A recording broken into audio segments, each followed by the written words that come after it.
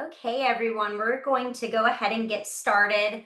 For the sake of time, we just have an hour for this webinar, so I'm going to go through this as quick as possible. This is recorded.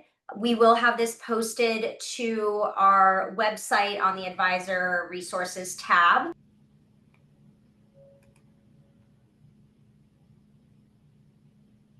Sorry. I will send everybody an email when that recording is posted to our website. If you could just stay on mute through the webinar, just so we don't have any distractions, and save all of your questions until the end. We will be doing a Q&A at the end if there is time. I'm going to share my screen really quick and we will go ahead and get started.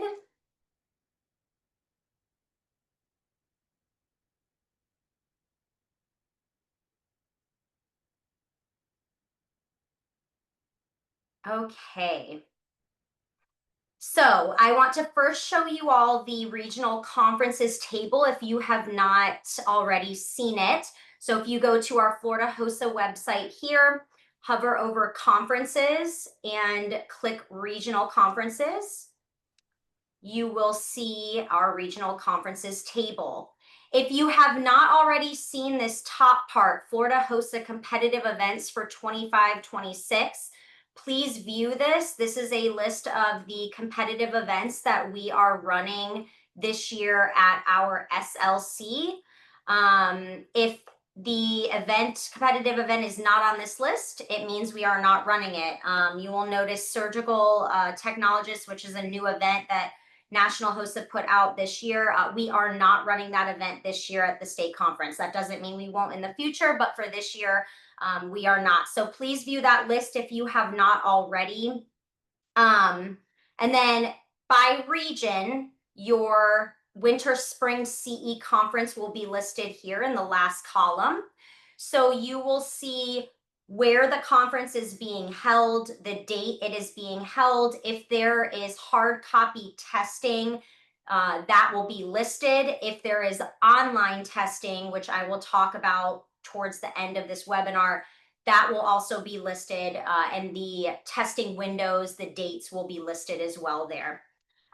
It will also list which state officer is attending which regional conference, as well as the online registration deadline, which is highlighted in blue there. So just keep in mind that some regional conferences, that's why I tried to do this webinar earlier in this month, just because some of the online registration deadlines are approaching very quickly and will be October 31st. The rest are usually beginning to middle of November, but just keep in mind, if you have not already heard from your regional advisor about your registration deadline, you can find the deadline here if we already have the information. So if you are from First Coast, we have not gotten the information yet. So reach out to your regional advisor, or keep checking back to this table. As soon as we get that information, it will be posted.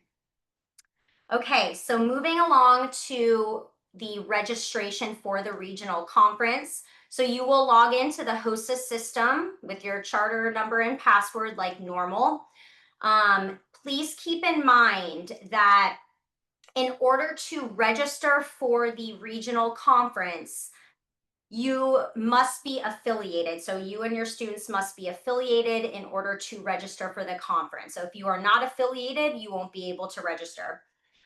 So just make sure you know that, and do not wait until the last minute.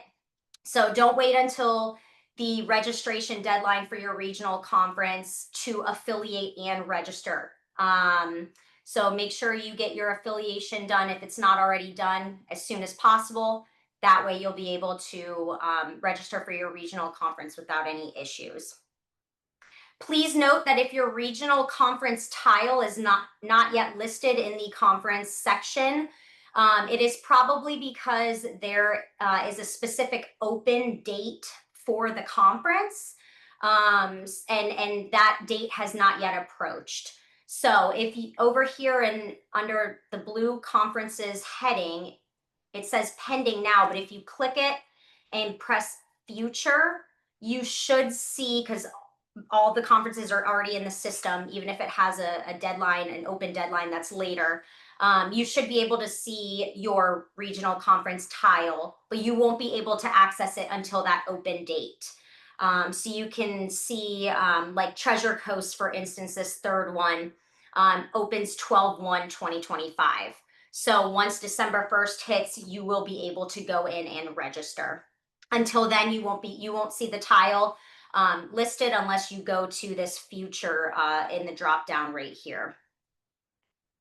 Please also note that for some regions, there is a separate, similar to how we do for our SLC, there is a separate middle school and then secondary and post-secondary conference. So for example, Springs, you'll see right here, they have their secondary and post-secondary CE conference.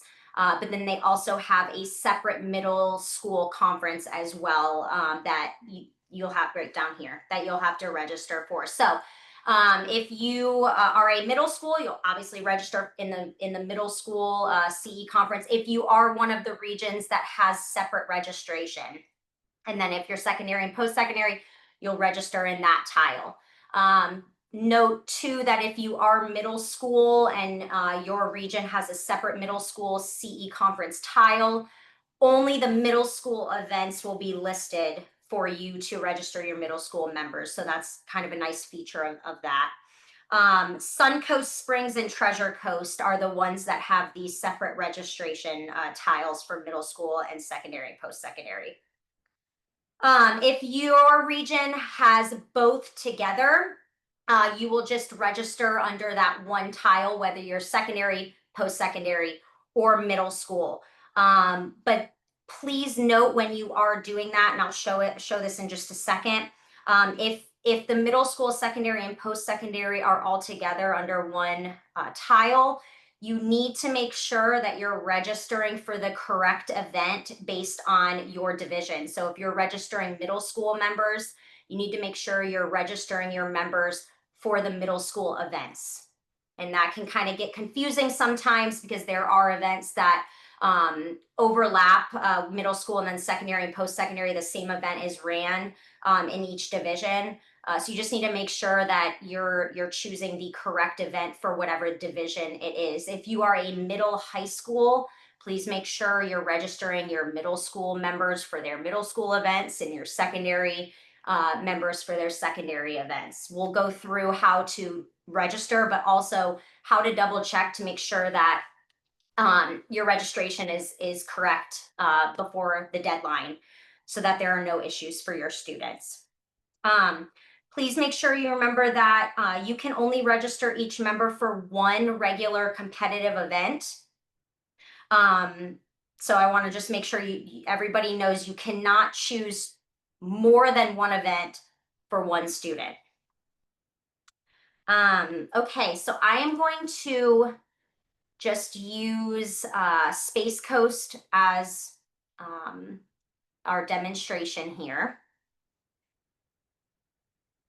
Okay, so first I'm just going to show you how to register for an easy event per se. So right now we're in the Space Coast region conference registration. So this second section here, registrations, you will click on the far right, the red plus button. It will populate those people that you have affiliated. So if you haven't affiliated yet and you go in here to do your registration, nothing is going to appear when you click the plus sign. You must affiliate all your members before you can register them for the regional conference. So it will have a list of all of your affiliated members. So you can go in and register anybody that you would like to. I will use Lauren as an example. So whatever you have affiliated in the system is what it will pre-populate. So she's affiliated as post-secondary collegiate, so it will populate that. And then the amount here will be whatever is owed to the region for the conference dues. So the contact information will also be pre-populated with whatever you have affiliated the member with. Under options activities, so Space Coast is doing t-shirts, so that's where the t-shirts will be listed. They also have the option to do courtesy core.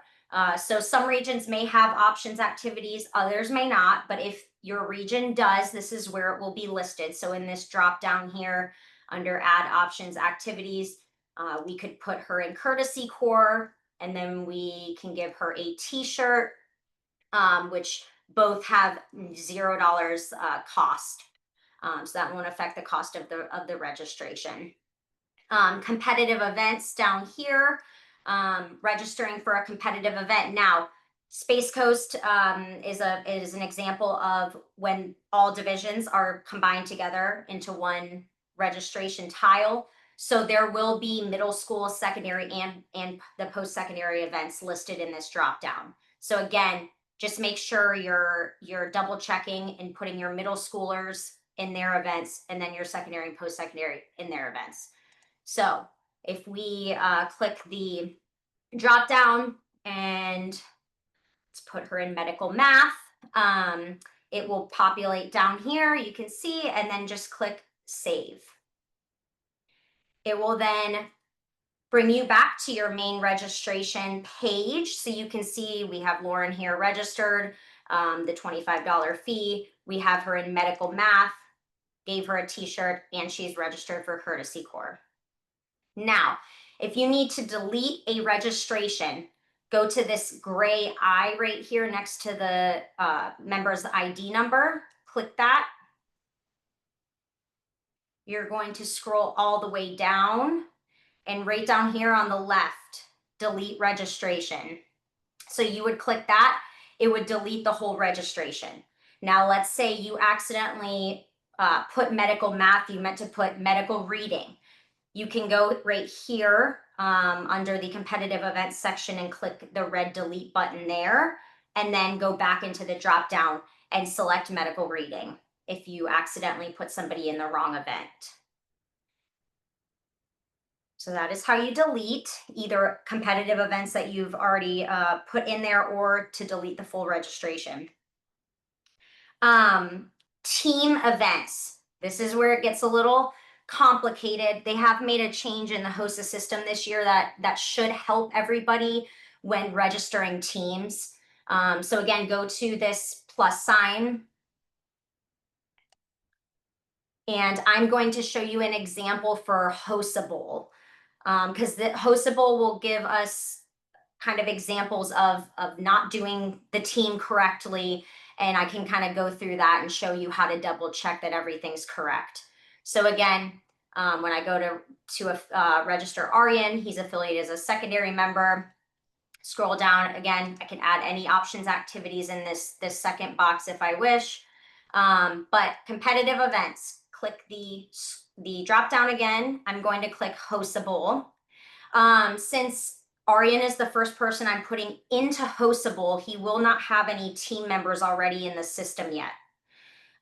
So if I put my cursor in here, nothing is going to show because he is the first member. Now, HOSA Bowl, you have to have exactly 4 team members on the team.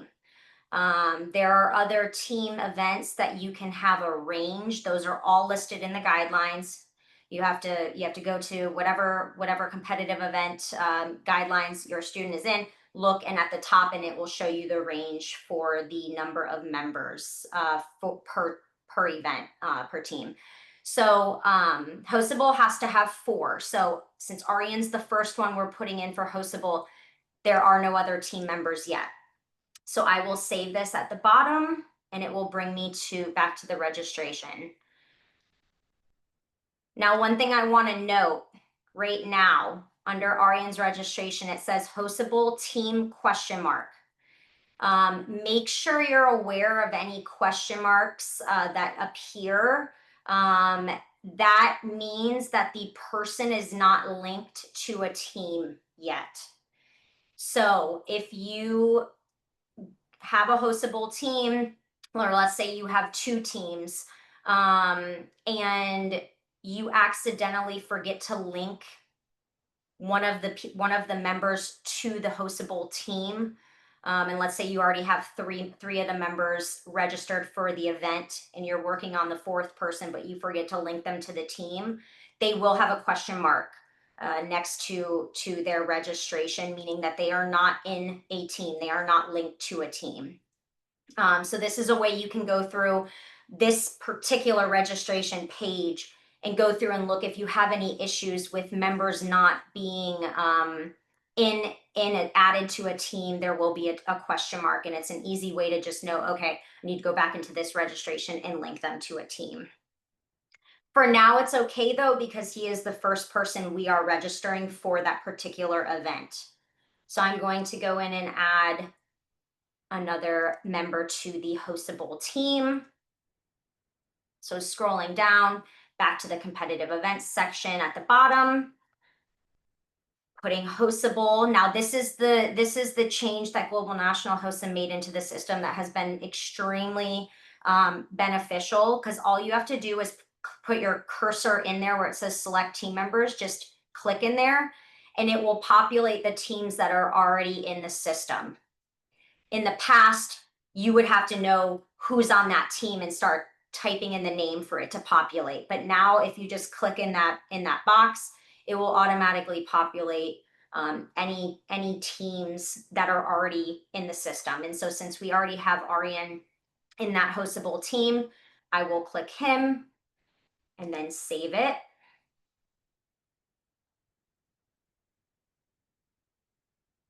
So now you can see now that I've linked Mufadal with Arian in that HOSA team, they now have a team number.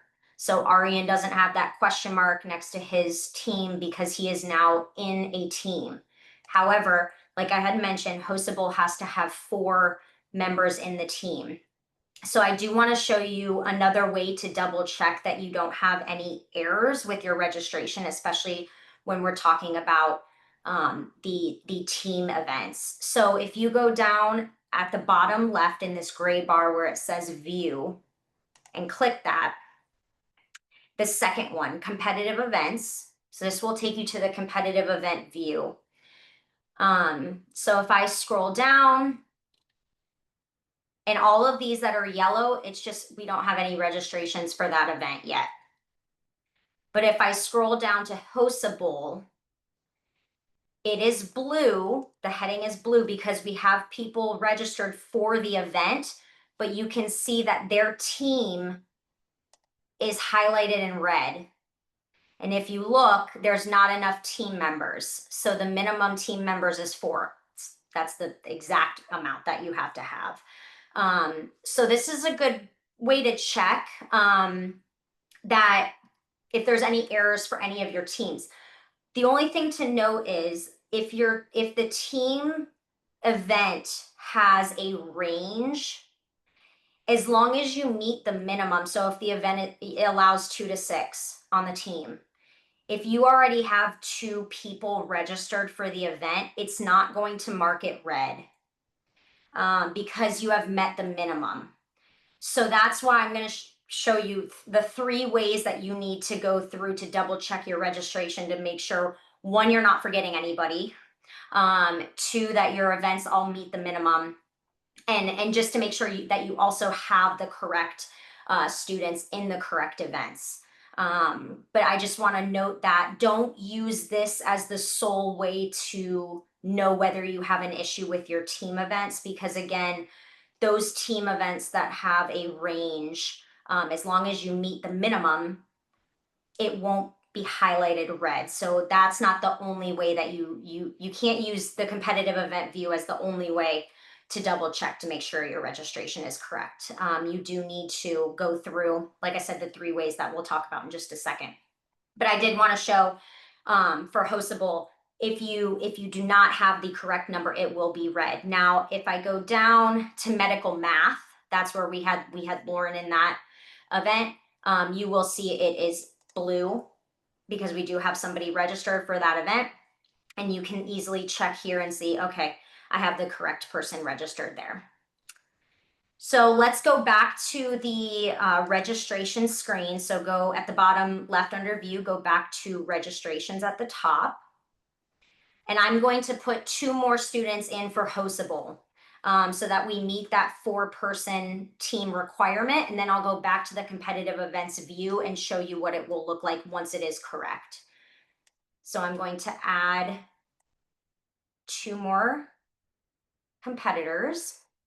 So again, down here, going to register for competitive events, clicking HOSA Bowl, and then that nice new feature where you just have to click into the box and the team will populate.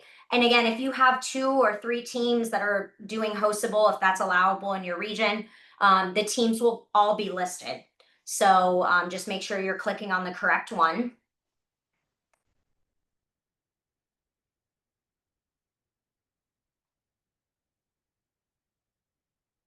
Okay, so we have Shamaz added now, and I will add a 4th and final.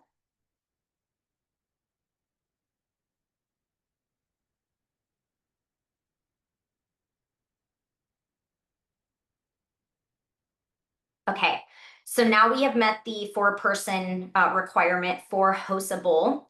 So if I go back down here to view on the bottom left, click competitive events, and scroll back down to HOSA Bowl, you will see that it is no longer red, because again, we have met that 4-person requirement.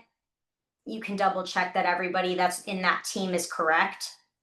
And you will know that, again, you have no errors with that particular HOSA Bowl team.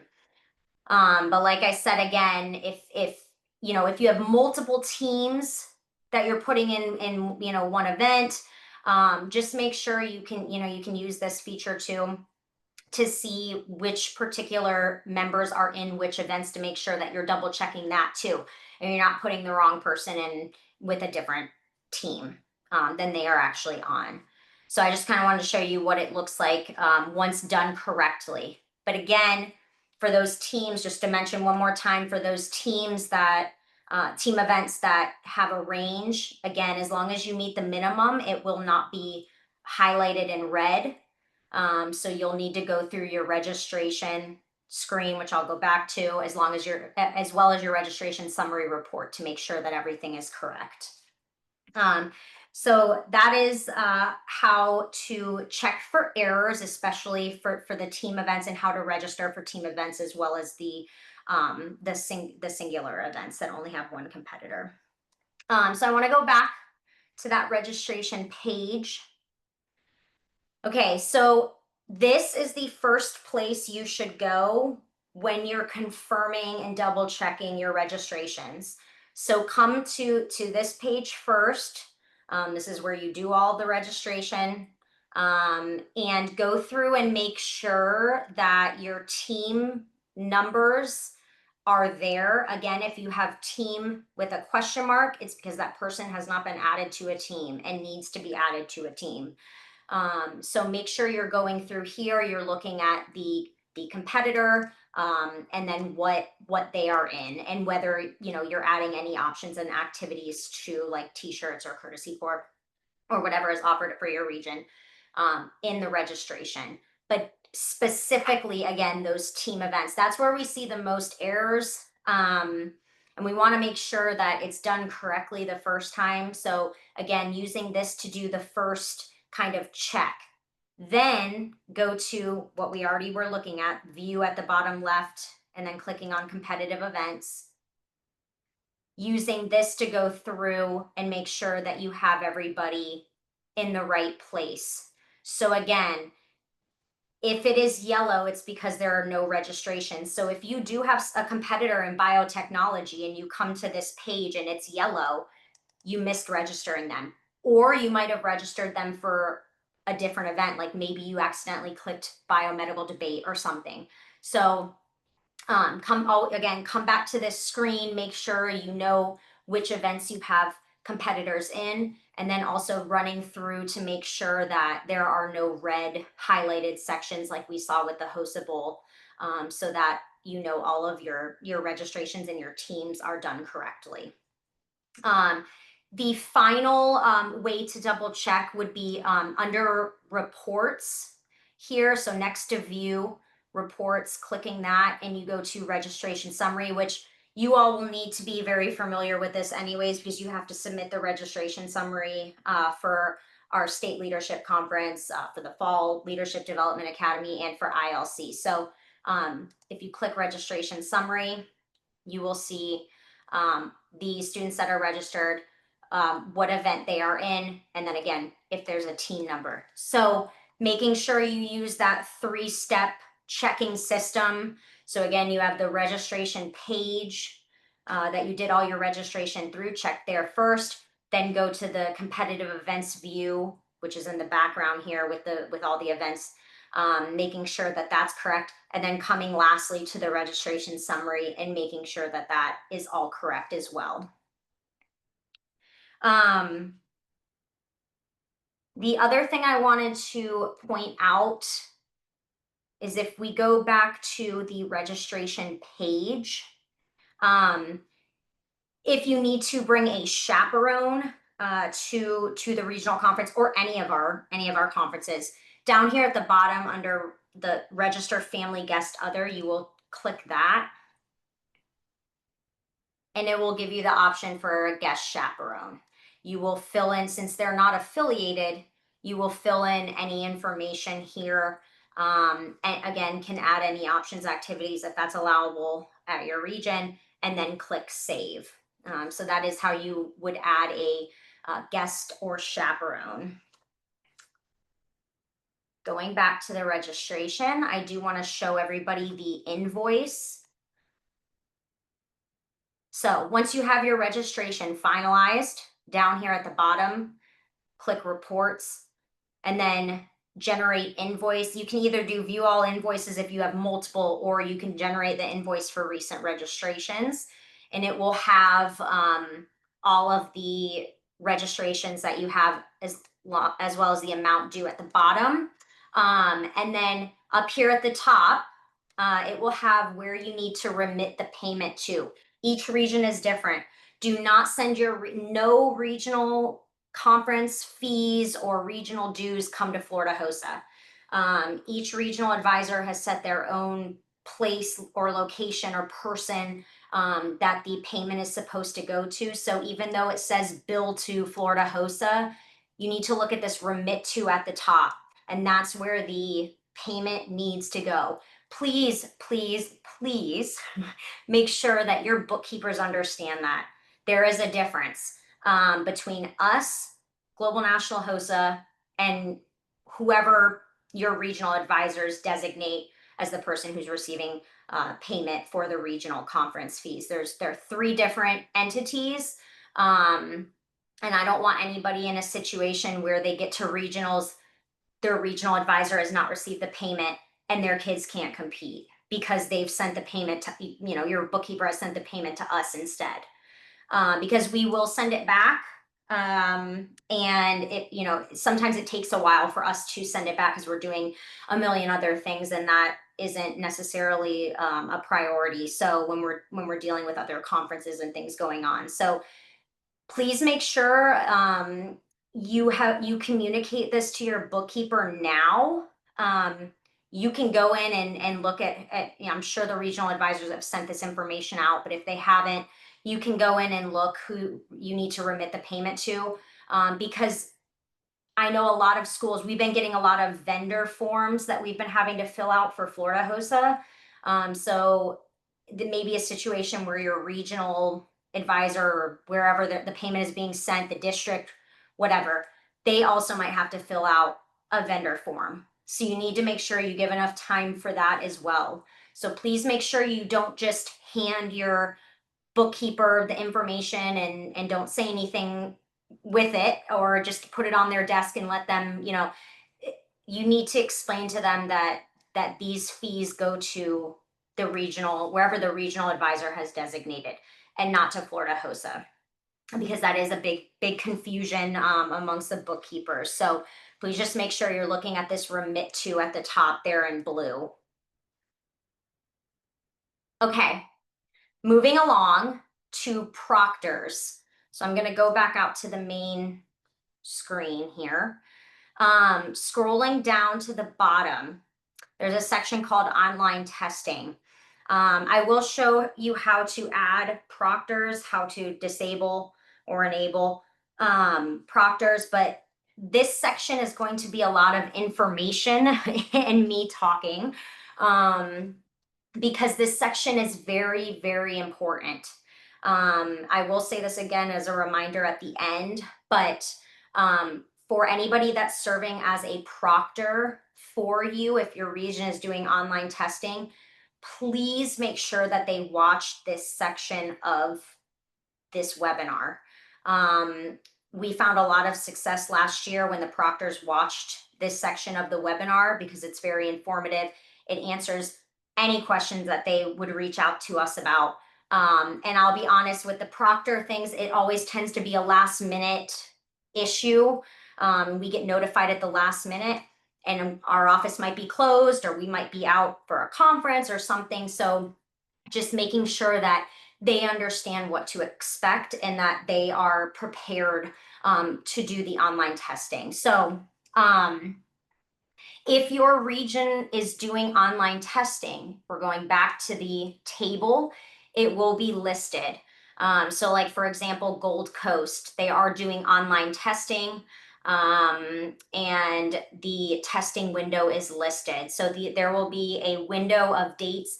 Some regions, it could be a week, you just get those 5 days. Some regions might only do 3 days. Some might do 2 weeks, like Gulf Coast has a little bit longer of a testing window.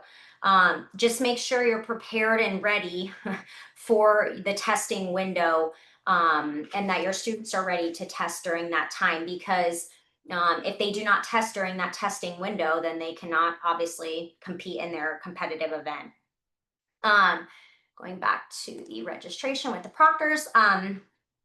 So you don't need to actually put the actual testing dates or times that you at the school that you're testing.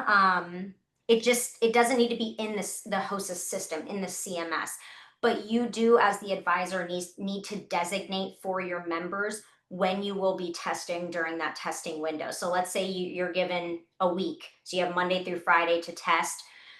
If you choose to test at your school Monday, Wednesday, and Friday, those are the dates that you've chosen. You need to find a proctor or proctors for those days and whatever times you designate for the students.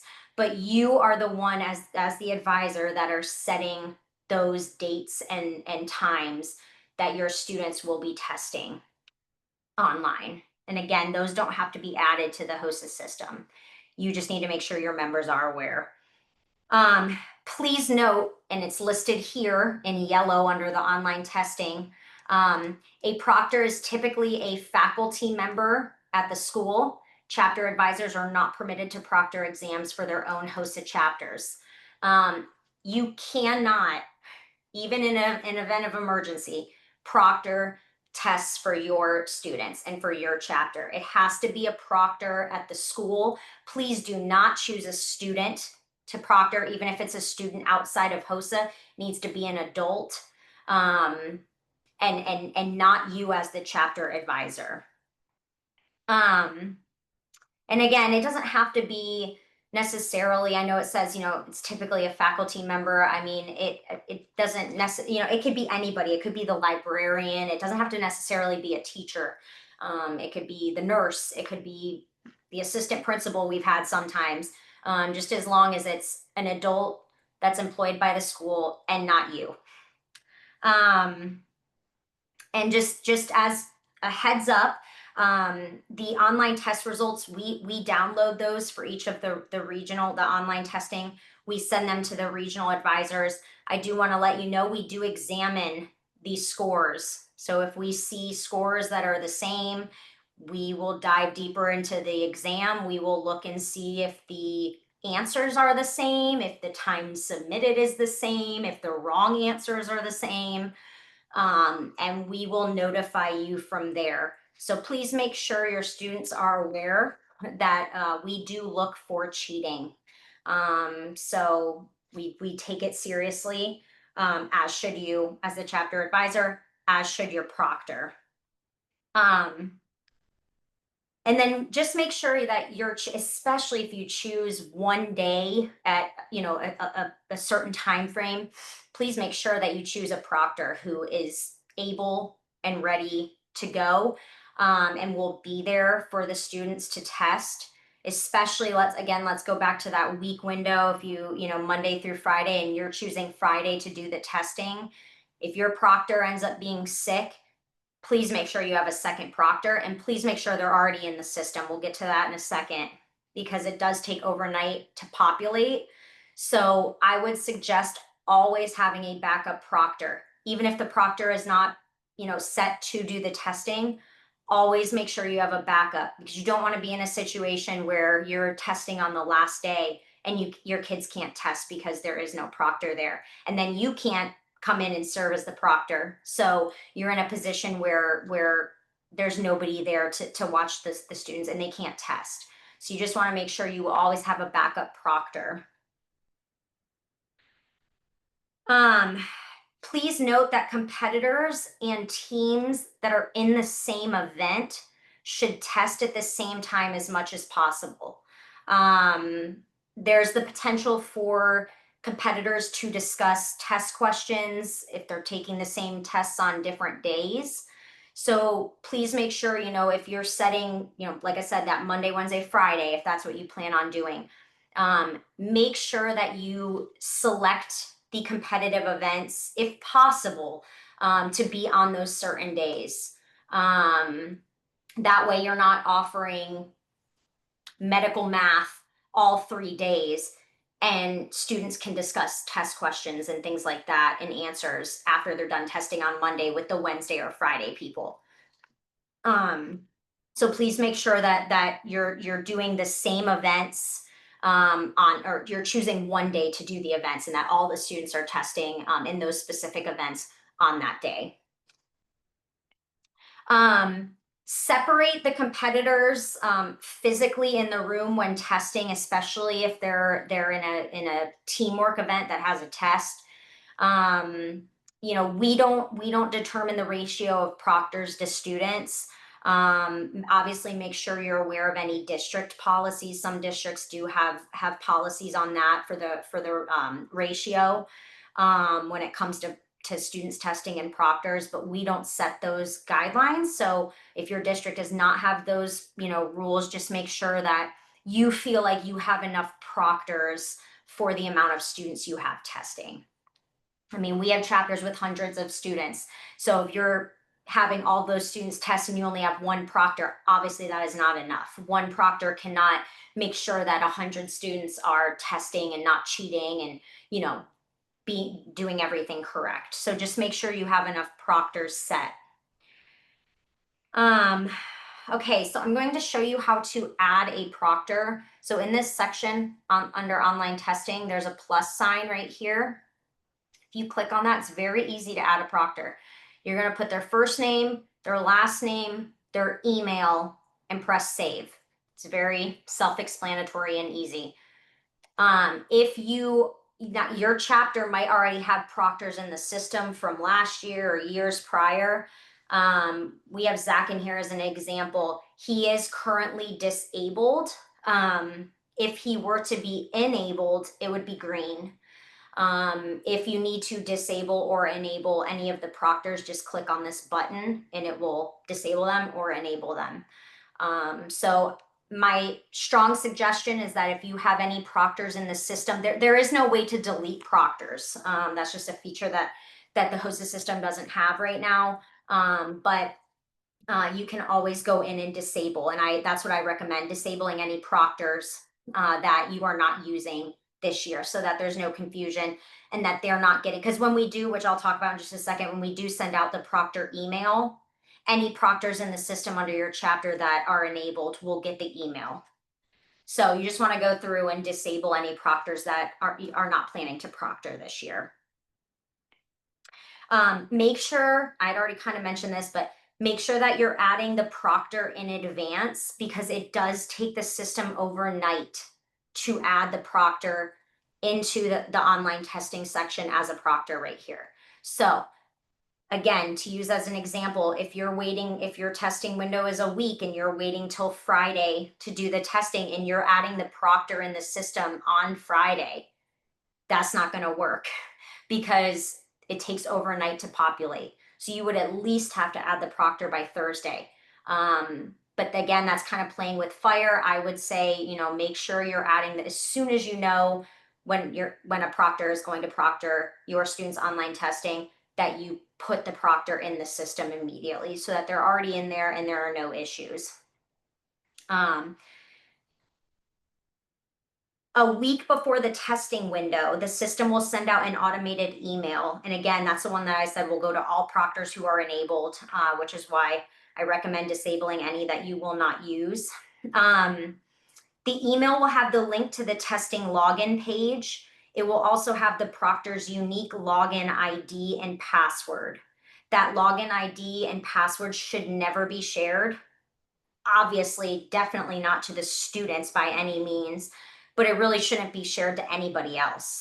They're the only one, they have a unique login. They're the only ones that should have that login. So please make sure that they understand not to share that information once they receive it.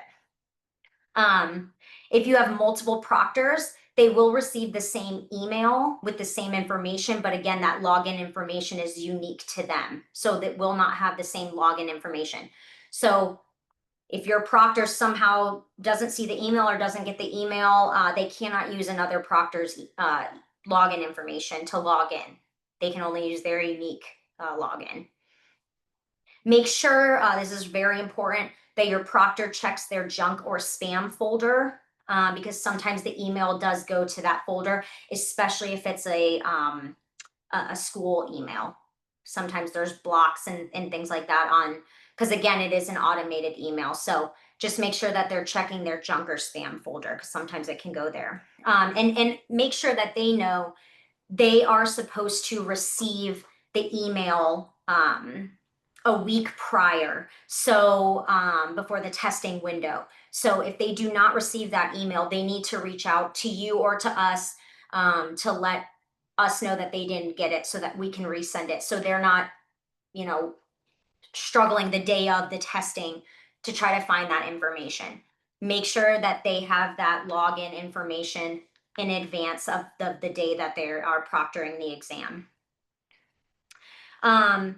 So what the proctor will see in the email, again, they have their login information and the link.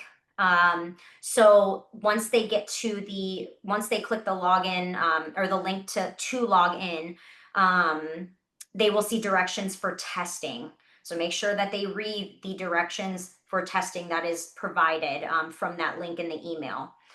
There's a blue proceed button that they'll have to click. And then they will get a list of all of the members in the chapter that are registered for events. So they'll get the member's name, ID number, and then the password under each event. They will not see events without testing. So for example, community awareness, there is no test for that event. It's a presentation only. So they will not see any students that are in community awareness or any other event that does not have a test. They're only going to see the testing events and then those that are registered for that testing event. Our recommendation to make things easier is to print off the list that has the student names, the logins, the passwords, and cut them into strips. I know that sounds kind of weird, but when you get to the test, it is easy when the students come in and check in that they're there for their test, they show their ID, you know that it's them. It is easier if you're the proctor to then just give them that slip of paper that has their name, their login ID, and then their password. So that is what we recommend. If you don't do it that way, it's just more time consuming because then you have to go around, your proctor has to go around to each student and make sure they're giving the student the login information. So it's just much easier if the proctor prints out that list, cuts them into strips, and then just hands that particular student their information. Once the proctor directs the students to HOTS, which I'll show you that right now, it's Okay. HOSA's. So Mary is asking me what my thoughts are. She's like, what are your That's thoughts? so HOTS is HOSA's online testing system. You can get to that from the main CMS. So if you go to our Florida HOSA page, and you click CMS login, sorry, log out. It will take you to the login for the HOSA CMS up here at the top in yellow. This is a common question we get because the proctors, if for some reason the link isn't working or they can't find the email or whatever, we would direct them here. Obviously, they still need the email with the login information, but up at the top in this yellow box, if you are proctoring a test or taking a test, please continue to HOSA's online testing system. So it will take you here, and then again, the proctor will have their unique testing login, and then this is where the students go as well. So if they're taking a test, they need to go to HOTS and log in with their unique login and password. And so the proctor needs to direct them to this, but that's the easiest way to get to the online testing system. A couple things to note for the proctor is that the students can't begin testing until the proctor clicks the begin test button on their end. So the proctor has a screen that's separate to what the student is going to see.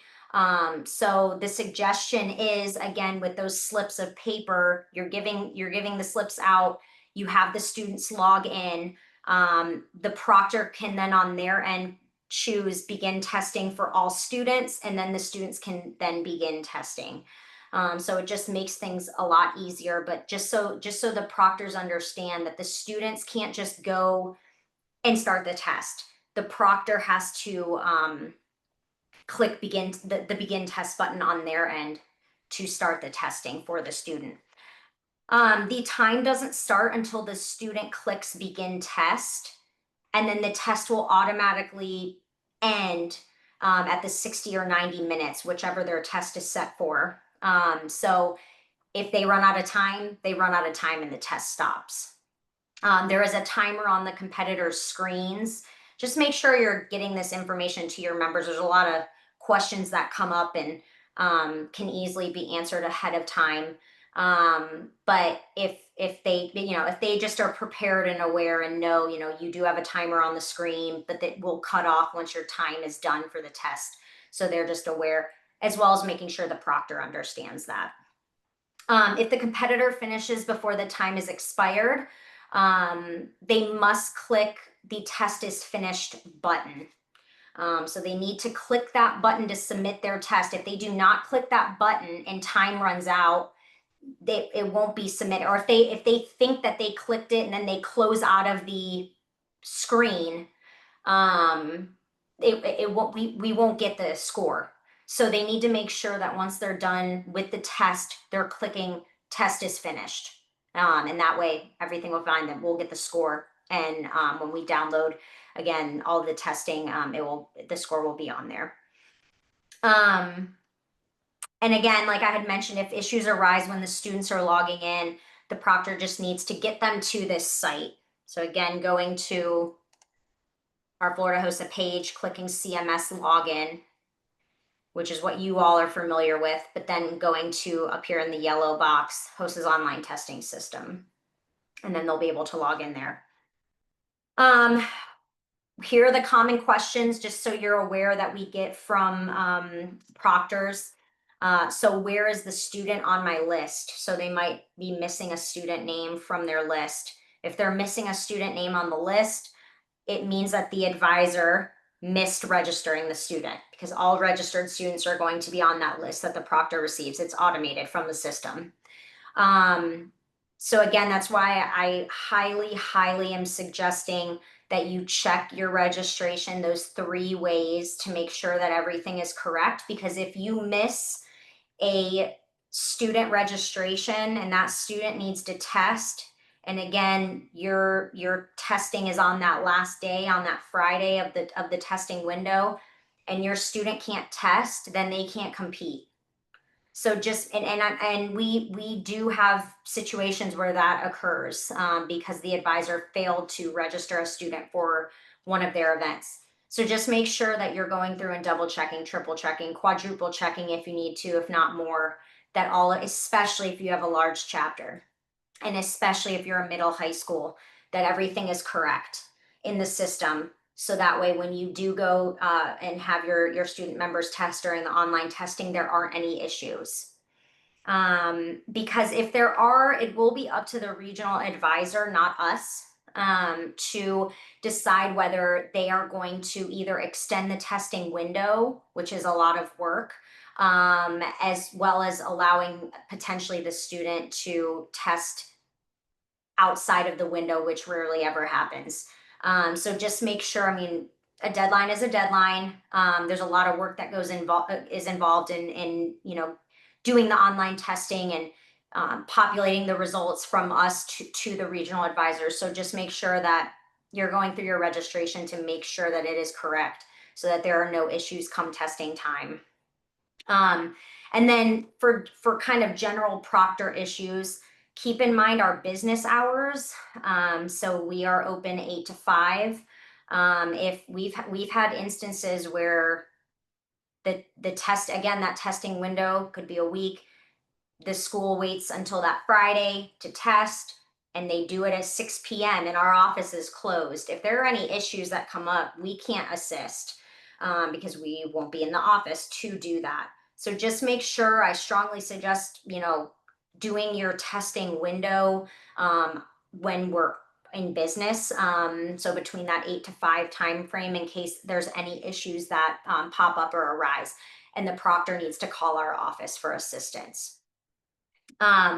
If it is outside of our business hours, you can always try calling Global National HOSA, but that doesn't mean that they'll be able to assist either. So I just want to note that.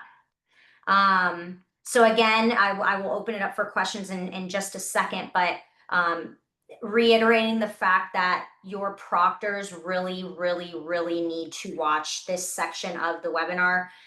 We will have it timestamped, so they don't need to watch the whole beginning part where I go through the registration, but they really do need to watch this section of the webinar, because it's extremely beneficial for them just to kind of know how everything works. Please note, Springs Middle School and the Sunset region, your online testing windows are soon. So sometime in November is when those are listed on the regional table. Just note, it's time to start beginning the process of finding your proctors and designating times for that testing window. All other regions, your testing windows are either in December or January. Some are very early December. So again, still making sure you're ahead of the game. Getting your affiliation done if you have not already done so. Registering for the regional conference if it is open to do so. Double checking, obviously, that your registration is correct. Finding those proctors, and then starting to set those testing days and times for your chapter to test. So I am going to stop screen sharing. That is all of the information that I wanted to cover. We will open it up for questions now. If anybody has any questions, you can put it in the chat, or you can just unmute yourself and speak up. And Mandy, anything I missed?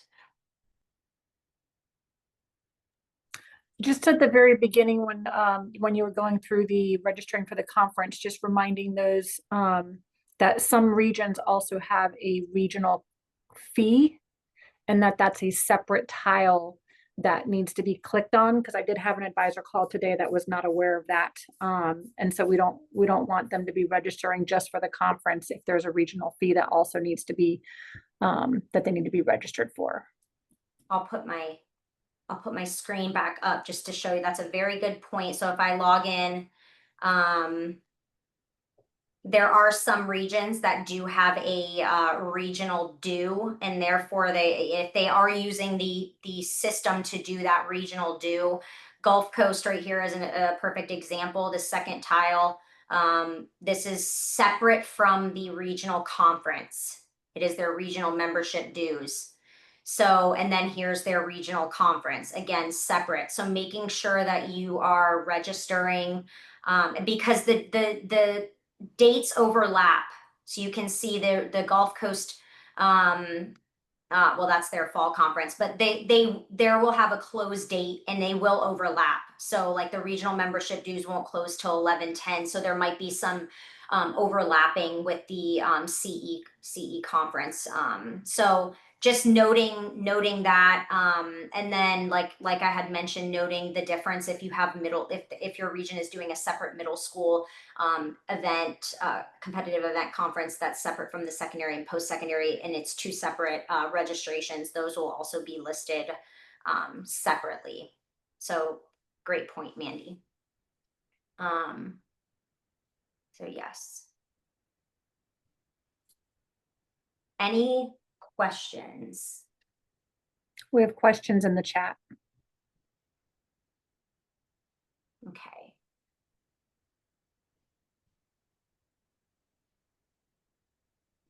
Can students pause their test? Normally we have Lloyd on this and he would definitely know that answer. I don't believe they can, but I can get back to everybody about that. I don't believe that they can pause it. I think it's just a continuation, because once that timer starts, it is set for the 60 to 90 minutes and then it will cut them off. So make sure they do restroom breaks and all that before. I don't believe that they can pause their test. Shelby, where do we send the vendor form for Florida HOSA? I was told I may have to do that for my school. Yep, I touched on that a little bit. If you need a vendor form filled out by us, just email me. I'll forward it on to Sandra Lynn, our business and finance manager, to get that information to you. Again, just this is a little off topic of the regional CE conference, but if you also need a vendor form from Global National HOSA for them to, or for your school to be able to pay the affiliation dues, because again, the affiliation dues don't come to us, they go to Global National. Please make sure that you send them a vendor form. Their email is info@hosa.org. And then just make sure you might need a vendor form filled out to pay your regional dues and or conference fees. So make sure you let your bookkeeper know about that. Again, we are 3 separate entities. Can students from the same group register for the same competitive event? By same group, do you mean same chapter? Because there are team events where there's a range of team. M. Buckley asked that if you're still on. Yes. Yeah, from the same chapter. So like if 2 students are interested in medical math, can they both register and compete again at the same time so there's no security issues? So each region has different stipulations on that. So some regions allow only a certain number of competitors per chapter per event.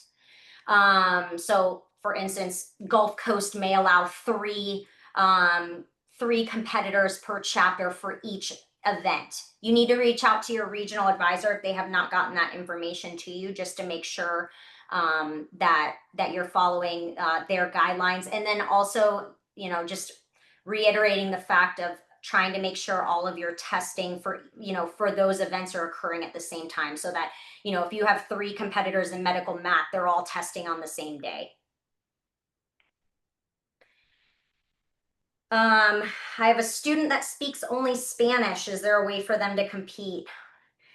That's a I mean, at the SLC we can get you an interpreter. You will need to reach out to your regional advisor to see if that's an option at the regional level. And then if it is, and they can get an interpreter, you can provide one from your school.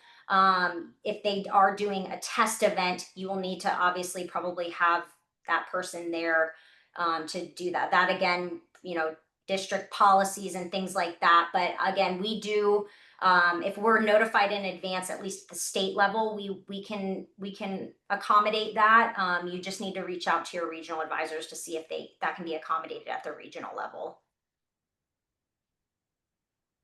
Is there a way to find out the test scores for the students? No, in the general rules and regulations, this is a policy by Global National HOSA. In the general rules and regulations, we are not allowed to provide test scores. Again, we do the checking of the cheating, so we can see, if people have the same scores.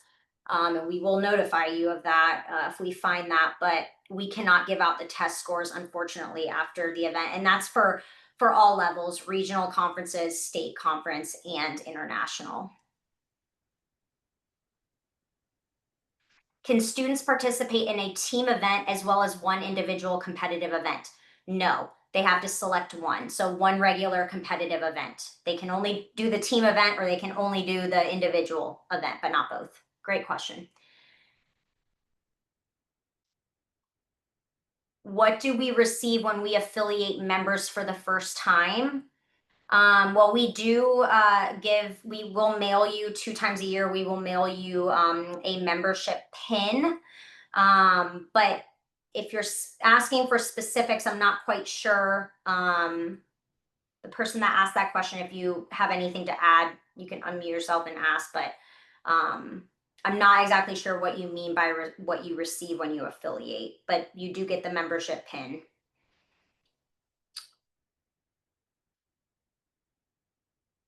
I am new to HOSA. Are the students required to do the exams and me finding proctors? Well, the students, so depending on your region, you may or may not have online testing. So if you have online, if your region, because some regions test at the conference. So if your students are in a competitive event where there is a test, whether it's a test only event or whether there's a round 1 test, they would, and the testing is at the conference, they would obviously need to go to the conference and do the testing there. If your region has online testing, you do need to find the proctors for that testing. And again, you would set the dates and the times for the testing for your chapter specifically. So in regards to, are they required to do the exams? I mean, they are if their event has an exam. There are some events that are presentation only or don't have a round 1 test. And then they obviously wouldn't be required to take a test. Jackie, I have a question.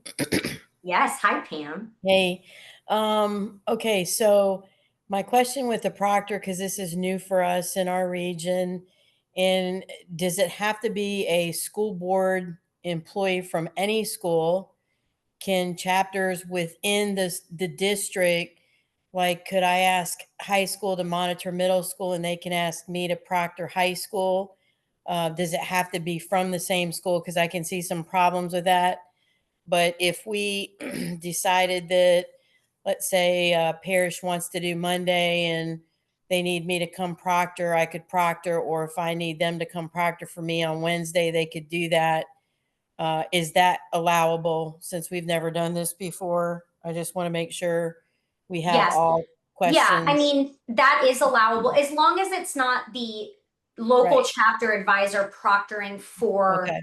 that particular chapter. And just make sure, I mean, I hate to say this, but just for everybody, I mean, make sure you're finding proctors that are going to follow the rules and are going to and have moral, will follow what we set and aren't going to allow cheating and are going to be serious about their responsibility because the kids take this very seriously. Obviously they prep for months and months, so just making sure you're choosing people who you trust that will do the best for the students. But yes, Right. you can have Okay. other, I mean, obviously it's easier if you find somebody just at your school and an adult faculty at your school that could do it. But if you need to pull somebody from a different, area or from the district or wherever, you can do that as long as the local chapter advisor is not proctoring their own exam. Correct. Okay. I just wanted to make sure we had that clarified in case that comes to be an issue. Yeah, All that right, was a thank you. great question. Okay, thank you. Yeah, of course. This is also a great question. Are parents allowed to be proctors? either of the students or students not in the HOSA chapter. Definitely not any student. Even if the student is not in HOSA, students cannot be proctors and parents cannot be proctors, right? You have a parent that comes in that their student is testing. What's to say that, you know, they're not going to have favoritism towards that student? Or even if their student isn't testing, if their student's in a, you know, event that only has a presentation, I mean, still, if their kid is best friends with this person who's testing, there's favoritism and bias that goes into all that. So no parents, no students, whether in or outside of HOSA. It needs to be a faculty member or, you know, an employee of the school, of the district, of another school, an adult, non-parent. That's a good question. Jacque, I have a little follow-up to that. So I'm at Sure. a smaller school, and a lot of our students here are children of faculty. So if it is not an event that their student is in, they're a faculty member here, are they eligible to be a proctor? I would say that'd be a last resort. I would say Okay. try your best to find a faculty. I mean, there's got to be faculty there that aren't Yes, parents, there I would are. assume. So I I was would like, say let me ask. try to find them first. And if you absolutely, I mean, you've exhausted all of your resources and you absolutely do not have anybody that can do it, then it would have to be a parent that's a faculty member that their student is not competing in that event. Okay, Again, perfect. Thank you. just because there are still biases and stuff, I would strongly suggest against that and trying to find somebody who's not a parent to any of the students in the HOSA chapter.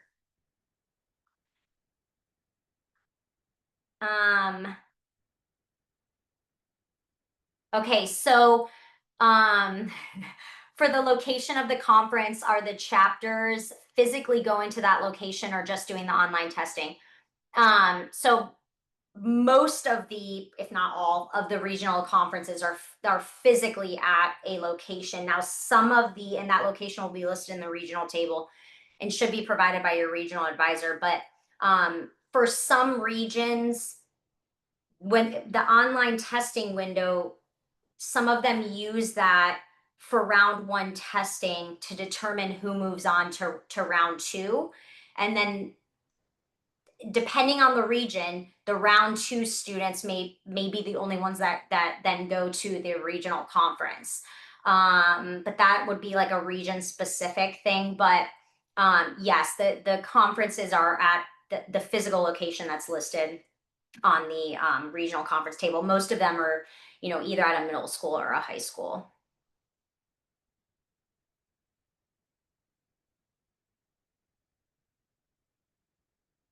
There's a couple of affiliation questions I'm just going to skip over really quick so I make sure we get to all of the regional conference questions. Do we register for recognition events as well? Most of the regions don't do recognition events at the regional level. But you'll need to check with your regional advisor to see if they do any recognition events, but most don't at the regional level.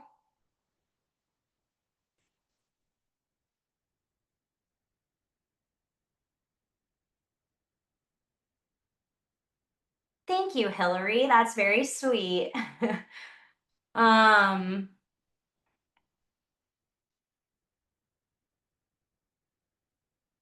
Okay. It looks like the rest, a lot of questions. It looks like the rest of the questions are kind of in regard to affiliation. So let me start. If you don't have any other questions specific to the regional conference, I'll get into answering some of these questions about affiliation, but I don't want to hold anybody up. If you don't need the information on affiliation, or there's some question about fundraising and things like that, you guys can obviously hop off the webinar. It will be recorded, or well, it is recorded, but it will be posted to the website hopefully by tomorrow, so that you guys can watch at your leisure. Again, making sure, and I'll put this in the email, making sure that your proctors watch the proctor section.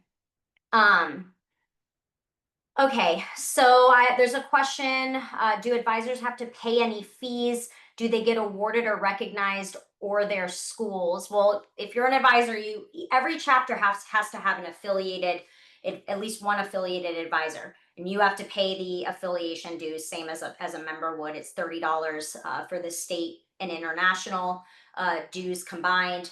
Those are sent to Global National HOSA, and then your region might have a separate regional due, or they might have a regional conference fee, or they might have both.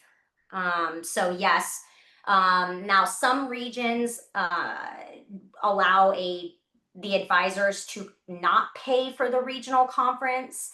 That information would come from your regional advisor, so you would need to reach out to your regional advisor if you don't know that information. If it is free for advisors, it will be zeroed out in the HOSA system, and you would not have to pay for the regional conference. But for our state conference, international, for FLDA, for our Florida HOSA conferences, advisors do have to pay the registration fee, same as members. Okay.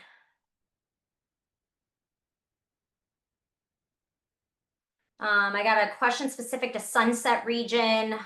You're finalizing affiliation now. Do you need to sign up for the middle school conference? If your students want to compete or go to the conference, then yes. So if you have middle school members that want to compete in any of the competitions, or they want to attend the regional conference, you do need to register for that conference. Sunset, your regional advisor is Lisa Wright. If you need to reach out, she's great. Reach out to her with any questions you might have specific to the regional conference. Hey, Jackie, I hate to jump in, but I do have a testing question. And I think it was like you missed it. Sure. My question Sorry. is, it's okay. If I have this is Lisa Neary. Hello. Hi. From Natchez School for the Arts. My question is, if we have kids that are doing the test skill events, when will they know if they've advanced to the skill? Do you That would have any be- idea? That's region specific. So we'll download the regional conference testing and all of that. We send it to the regional advisor, and then the regional advisors get the information to you. So just reach out to your regional advisor to see when they think that information would be provided to you. All right. I appreciate it. Thank you. Yeah, of course. Yeah, a lot, and that's a great question. We have 11 different regions, and all of our regions do things differently. Again, some have regional conference fees, some have a regional due, some have both. Some, do testing at the conference, some do online testing. I mean, we have a lot of different regions, and each region does its own kind of separate thing and unique thing. So if you have any region specific questions, reach out to your regional advisors and they'll be able to assist you. Also, going back to the Sunset Region question, is kind of a two-part thing. Do I need to finalize any competitions anyone is interested in on the HOSA registry? You do when you're registering for the conference. So when you're registering for, if you have students that want to compete, when you're registering in the middle school tile, you'll need to add the competition. So the students need to, if they haven't already, pick and choose which event they're competing in, so that you can get that registration done by the deadline, which is 11/17, I believe.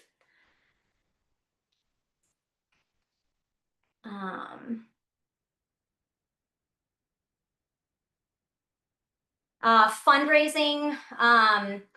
Global National HOSA has information on fundraising. We also have some information on fundraising that was in the initial PowerPoint and outline that was sent out to any new advisors or new chapters.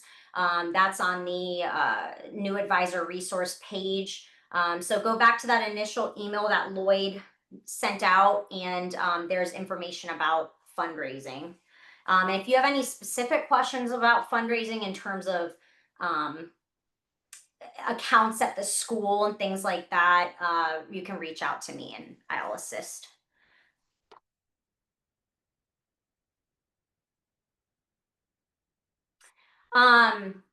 Great question. 504 and IEP accommodations. We have a separate form that needs to be filled out for each level of conference. So regional conference, State Leadership Conference and the International Leadership Conference. So if all of the regional advisors have that form, if your regional advisor has not sent out that form, please reach out to them. They can get that form to you. And you can fill that out for any of the IEP specific events. Because it's not automatic. Like, we don't know who at the school, what students have an IEP or not. That form has to be filled out, and that comes from National HOSA. You know, the principal or an official person at the school needs to sign it. So if you do not have that form, reach out to your regional advisor to get that. And regional advisors, if you need me to resend you the form, I'm happy to do that.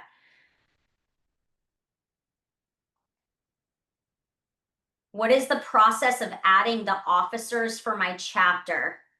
I'm not sure exactly what you mean, but you would affiliate your officers anyway, the normal way you would affiliate any member. They're not affiliated any differently.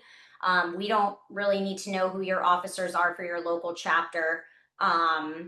Your regional advisors may ask, I'm not sure, but we don't need to know, and there's no way to designate that in the system. So you just register your officers like you would any other, or register and affiliate like you would any other student member.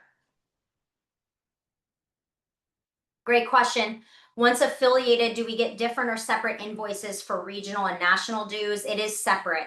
So once you go in and affiliate, at the very top of your homepage of your chapter in the HOSA system, you can pull an account statement, and that's for your affiliation dues, and you'll see the remit to address is Global National HOSA.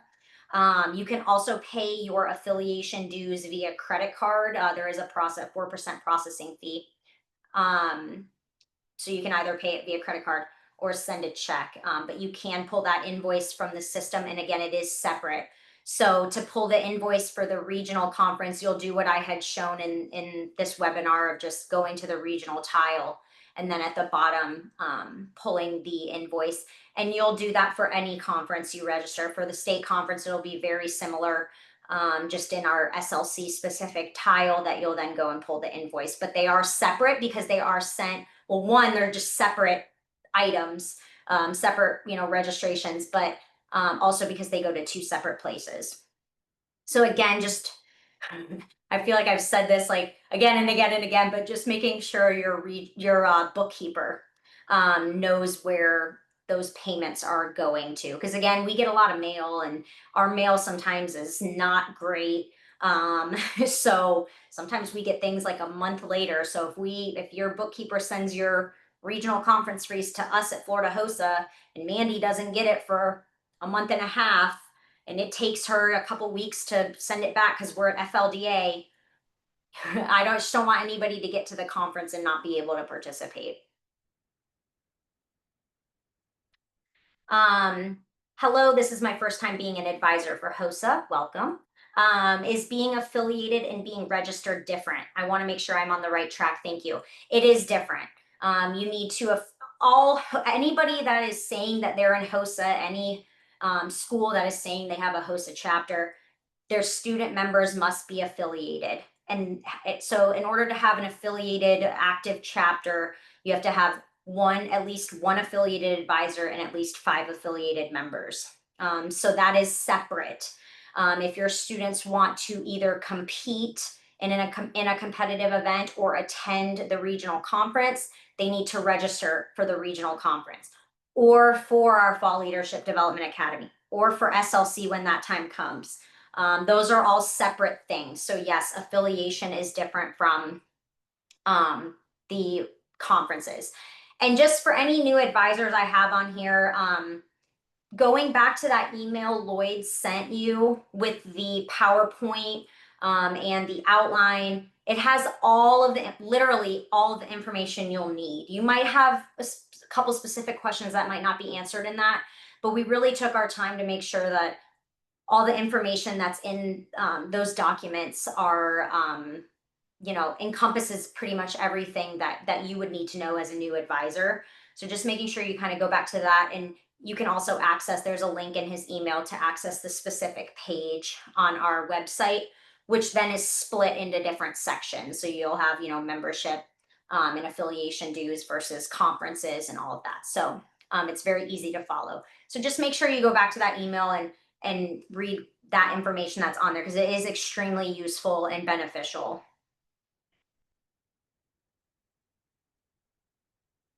All testing competitive events have to be done within the window given per region, correct?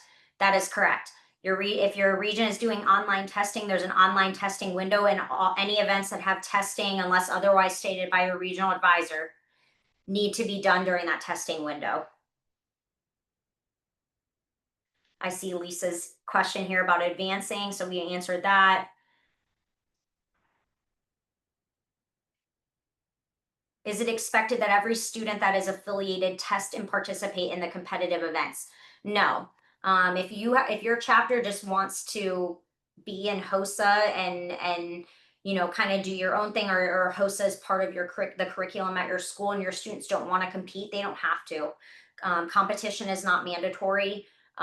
Just know that in order to, each region is different. Again, I've said that 1,000 times, but for SLC, just know that you can't just come to SLC. You have to have a function. So you have to be in a competitive event or a recognition event, have to be a state officer candidate, a voting delegate, or a courtesy corps member to get to states. So just to make sure you understand, if your students don't want to compete, but they want to come to SLC, they have to have a function, and the functions are limited. So each chapter only gets like one registered courtesy corps. And each region has only a certain number of voting delegates. So you couldn't bring, your whole chapter to SLC. It's more limited in that way because we are very large. So we don't open it up to everybody. How would you know if you're testing in person versus at the competition? If you look on that regional conference table that I showed, it will say. So it'll say online testing window, or if the testing is at the conference, it will say hard copy testing at conference or something to that sort. So you'll know where the testing is occurring.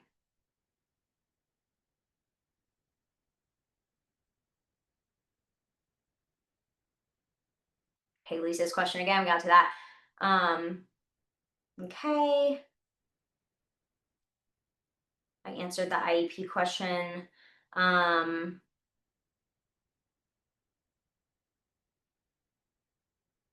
see. Hi, Jackie. It's Marianne. I just Hi. was making the comment about somebody else was talking about the Sunset region with the 11/17 deadline, and what I see on the card is 10:30. So maybe they want to double check that if they're still on the call. Thank you. Yes, double check the conference table, and then also any information that you've gotten from the regional advisors about the deadline.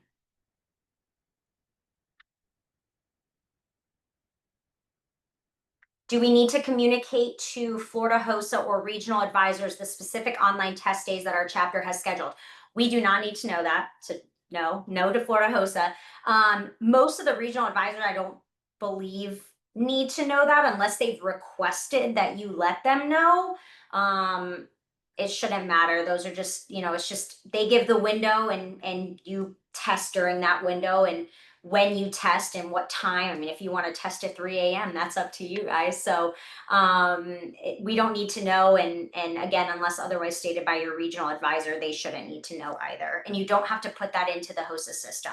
We just need to know the proctor. And again, well in advance of when the testing is occurring. And I strongly suggest that everybody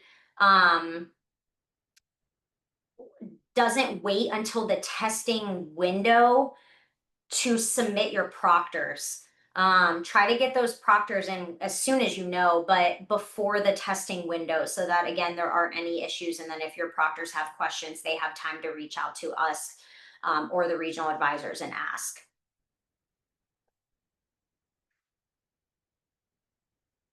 I think I got through all the questions. There was a lot of questions. If I missed any, let me know, please. If anybody has any additional questions that they didn't put in the chat, please either add your question to the chat or you can unmute yourself and ask. Hi, Jackie. I sent you a direct message because it was a very specific question. By mistake, I registered one middle school student under secondary, but I put the correct grade. Can you fix that, or do I need to email the national office? You affiliated them incorrectly. So you affiliated them instead of middle school, you affiliated them as secondary. Just send me an email and we'll be able to fix that part for you. Thank you. Yes, of course. Sorry, I missed that direct. Oh, I see it up here now. So yeah, just send me an email. So Jackie, it's Dr. Montes. I did the same thing with one of my students. I registered as high school instead of middle school. I guess I can fix that for you, Julie. Thank you, Jackie. Just send me an email. Thank you. Yes, just try when you guys are affiliating to double check, and mistakes happen, obviously. We just have 20,000 members, so if we had to fix everybody's affiliation, we obviously wouldn't be able to do anything else. So just make sure you're, double checking when you're affiliating. But if there's any sort of issue like that, send me or Lloyd an email. We can fix it. The thing we cannot fix, though, is we cannot remove affiliated members from the system, and that's a global national HOSA rule and policy. So if you affiliated somebody that then says, oh, I don't want to be in HOSA, and you never collected their dues, unfortunately, you're gonna have to pay for their dues one way or another, because we cannot remove members from the system. And once they're in the system, they're in there. There's a little checkbox that you all check when you're getting close to finalizing your affiliation, and we can't remove them from the system. Okay, well, I think we got through everything I wanted to cover and all of the questions. If you think of something after the fact that you didn't get to ask here, if it's region specific, email your regional advisors. But if it's kind of affiliation specific, look through those documents that Lloyd had sent. And if you can't find the answer there, go ahead and email me and we'll help you out. All right, well, we will get this posted to the website over the next couple of days, hopefully by tomorrow, but I'll send an email out once we do. Thank you all for your time and for being on. We really appreciate it, and hopefully this was beneficial and helpful to everybody. All right, well, have a great night.